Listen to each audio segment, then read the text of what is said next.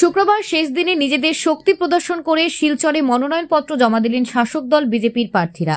এদিন ধলাই সমষ্টির বিজেপির সংখ্যালঘু প্রার্থী আইনজীবী শবনম লস্কর মনোনয়নপত্র জমা দেন। ধলাইয়ের ভাগা বাজারে বাসিন্দা তথা বিজেপির বরিষ্ঠ কর্মী খায়রুল আমিন লস্করের কন্যা শবনম লস্কর শ্যামাচরণপুর শেওড়ারতল এর জেলা পরিষদ আসনে বিজেপি প্রার্থী হিসেবে মনোনয়নপত্র জমা দেন। এতে মন্ত্রী কৌশিক রায়, বিধায়ক দীপায়ন চক্রবর্তী, নিহার রঞ্জন দাস, বিজেপির জেলা সভাপতি রূপম সাহা সহ অন্যান্য কর্মকর্তারা উপস্থিত ছিলেন। এদিকে শবনম লস্কর সহ অন্যান্য দলীয় প্রার্থীদের মনোনয়নপত্র জমা দেওয়ার পর বরাক উপত্যকা উন্নয়ন বিভাগের মন্ত্রী কৌশিক রায় সংবাদ মাধ্যমকে জানান, এবারের পঞ্চায়েত নির্বাচনে মিত্রজোট শতকরা 100% প্রার্থী দিতে সক্ষম হয়েছে। সরকারের উন্নয়নমূলক কাজকে নিয়ে বিজেপির জনগণের কাছে যাবেন। সকলের আশীর্বাদ সহ স্বতঃস্ফূর্ত সমর্থনে বিজেপির প্রার্থীরা পঞ্চায়েত নির্বাচনে বিপুল ভোটে জয়ী হবে বলে আশা প্রকাশ করেছেন মন্ত্রী কৌশিক রায়।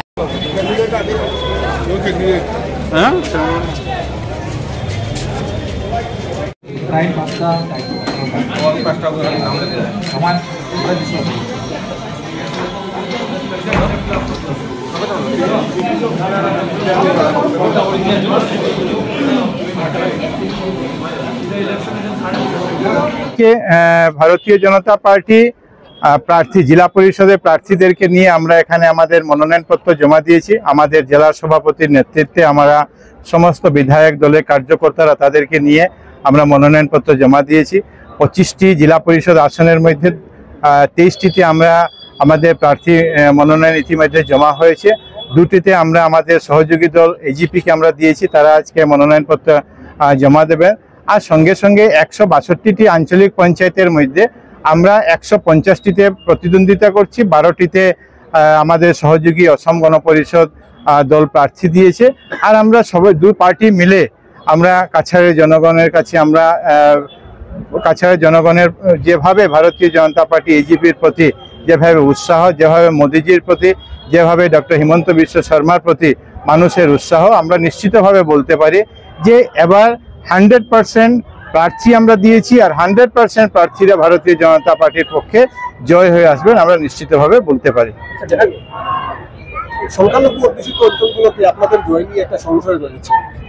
আপনারা দেখেছেন যে গত লোকসভা নির্বাচনে আমরা করিমগঞ্জ, যেখানে 60%-এর অধিক সংখ্যালঘু, সেই সিটও আমরা ডাইরেক্ট ফাইটে জিতেছি। কয়েকদিন আগে আপনারা দেখেছেন 70%-এর অধিক সামাগুড়ি আমরা নির্বাচনে জয়ী হয়েছি। এবার প্রথমবার ভারতীয় জনতা পার্টির সংখ্যালঘু, সংখ্যাগুরু প্রত্যেকটা সিটে আমরা আমাদের প্রার্থী দিয়েছি।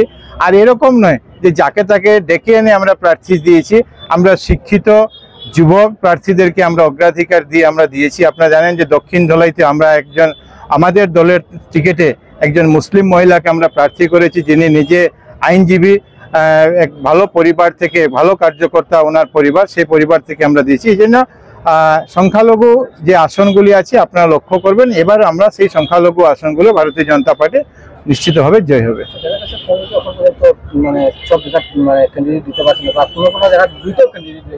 কংগ্রেসের প্রার্থী নেই, কেউ কংগ্রেসের প্রার্থী হতে চান না। আজকের দিনে আমরা এটা আমাদের জন্য অত্যন্ত গৌরবের কথা যে মানুষ উন্নয়নের বিরুদ্ধে যেতে চান না, আর উন্নয়ন মানে ভারতীয় জনতা পার্টি। এই জন্য সবাই ভারতীয় জনতা পার্টির পক্ষে থাকতে চান। অনেক কংগ্রেসের প্রার্থীরাও আমাদের সঙ্গে যোগাযোগ করেছেন, তারা বলছেন যে আমরা কোনো এক সময় কংগ্রেস করেছি, আমরা জানি আমরা জিততে পারবো না, জোর জবরদস্তি করে আমাদের উপরে চাপ সৃষ্টি করে কংগ্রেসের প্রার্থী করা হয়েছে, কিন্তু আমরা জানি আমরা জিততে পারবো না। আমরা আমাদের সমর্থন আমরা ভারতীয় জনতা পার্টিতে আমরা করতে চাই, এরকমও তারা ইচ্ছা তারা প্রকাশ করেছেন।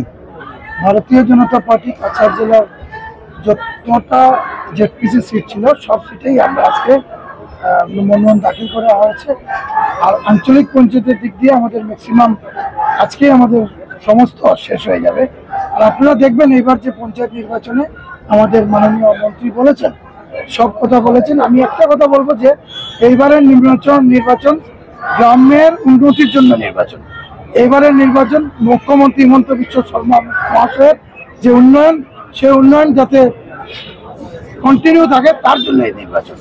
এই নির্বাচনে আমরা আপনাদের মাধ্যমে আপিল করব যে উন্নয়নের জন্য আমরা সবার কাছে ভোট চাই, যে আগামী দিনে যাতে কাছাড়ের গ্রামের সমস্যা, গ্রামের বিভিন্ন ক্ষেত্রে যাতে ভারতীয় জনতা পার্টি যাতে ভালো কাজ করতে পারে, তার উদ্দেশ্যে আপনাদের কাছে আবেদন করছি মানুষ যাতে ভারতীয় জনতা পার্টিকে নির্বাচিত